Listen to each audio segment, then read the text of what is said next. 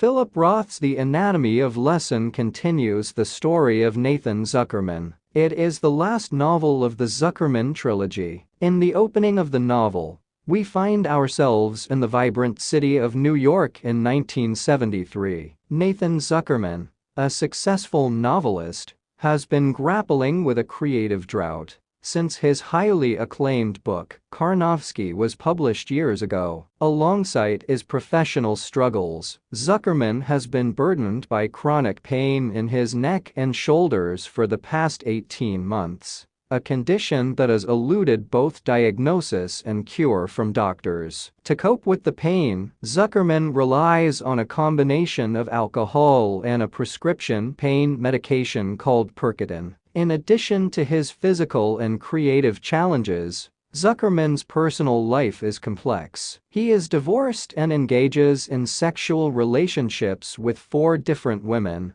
one of whom is a talented painter named Jenny. The recent passing of his mother has left him feeling isolated and heartbroken, intensifying his sense of loneliness. At his mother's funeral in Florida, Zuckerman's estranged brother Henry delivered a moving eulogy, further emphasizing the fractures within their relationship. However, another incident complicates Zuckerman's emotional state. In May of 1973, a literary critic named Milton Apple published an essay in which he accused Zuckerman's novel, Karnofsky, of being anti-Semitic, despite the fact that Zuckerman himself is Jewish. This accusation dredges up a painful memory from the past, when Zuckerman's brother Henry claimed that the alleged anti-Semitism in the book led to their father's fatal heart attack. Struggling to cope with the loss of his mother and the criticism of his work,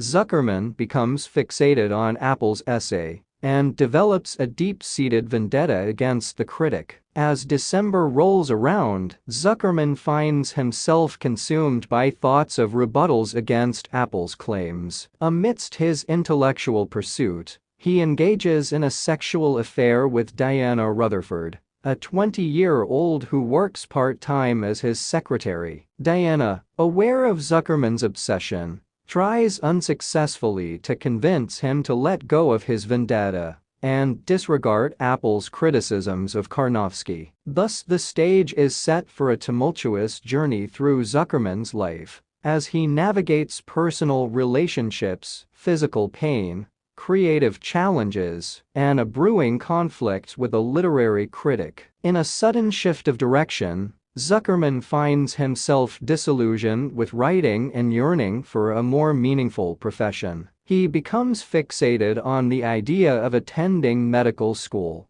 perceiving it as a path to greater purpose. Despite his lack of qualifications, he embarks on the daunting task of preparing his application. Amidst his contemplations, Zuckerman's thoughts drift towards Gloria, a married woman with whom he is entangled in an affair. He also reflects on his relationship with Jaga, a woman who hails from communist-ruled Poland and carries a certain cynicism. Zuckerman engages in a physical relationship with Jaga as well, hoping to extract material for his fiction through her past experiences. However, he realizes that he cannot genuinely connect with Jaga's story, making it difficult for him to exploit it for his writing. Motivated by his aspirations, Zuckerman decides to venture to Chicago, setting his sights on the esteemed University of Chicago's medical school. He recalls an old friend from his undergraduate days,